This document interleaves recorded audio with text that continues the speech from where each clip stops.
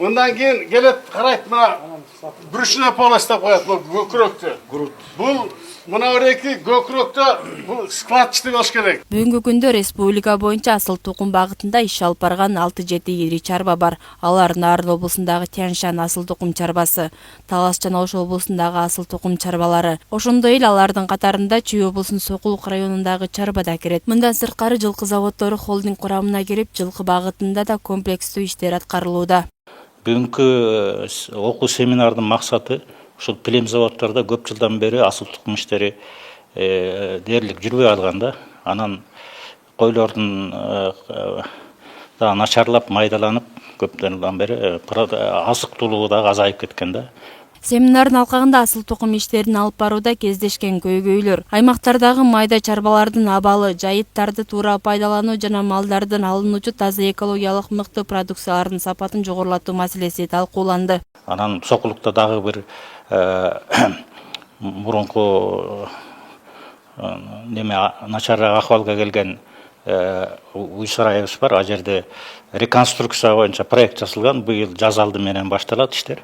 Анан 200 баш асыл тукум швиц породасында уйлап алып келип, ошол жерде кандай десем, мындай жакшы бир базасын түзүп, заманбап шаймандар менен камтылган бир база болот. Окуу семинары 45 мал чарба айылдык базасында өтүп, адистерге теориялык жана практикалык билимдер берилди. Катышуучулар асыл тукум малды багуу, селекция иштерин жүргүзүү, кой жана жылкы чарбачылыгын өнүктүрүү боюнча тажрыйба алмашты. Мындан ары кызматкерлер алган билимдерин өз чарбаларында да, аймактарда да иш жүзүндө ийгиликтүү колдонуп, башкалар менен бөлүшөт деген ниетте таркашты. Кыргыз уян жүндө биз айтабыз, кыргыз тоо мериносу порода. Азыр уже уян жүндүнү биз унутушубуз керек. Баарыбыз бир сөз сүйлөшүбүз керек.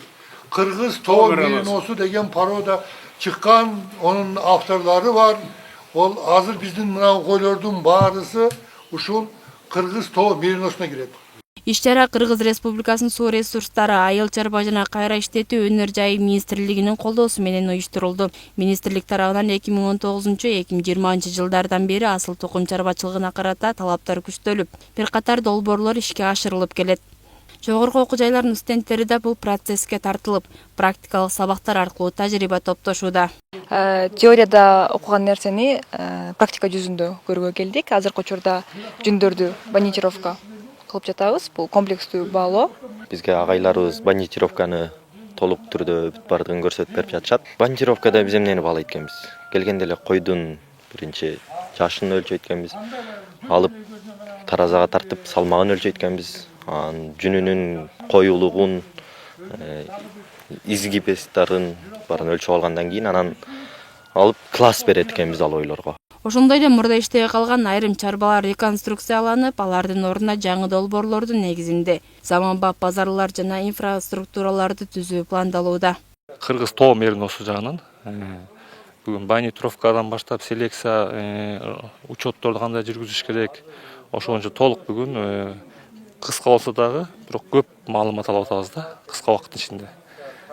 Ошол бүгүн өтө жакшы семинарды уюштуруп берди. Себеп талап азыр сапатка болуп атат да. Ошон үчүн бизде бул окуунун жыйынтыгы бизде эртеңки күнү ушул боюнча иш алып барып, сапаттуу малды чыгарышыбыз керек. Талап ушул болот да.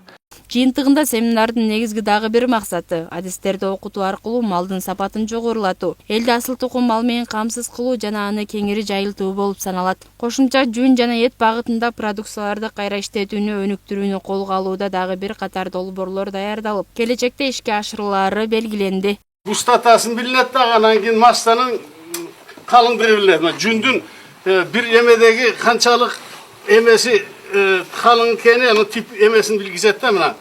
Кызжыбек Жээнбек кызы, Шаршембай Акынбеков, Нурмухаммед Дүйшөнбек уулу, УТРК Чүй.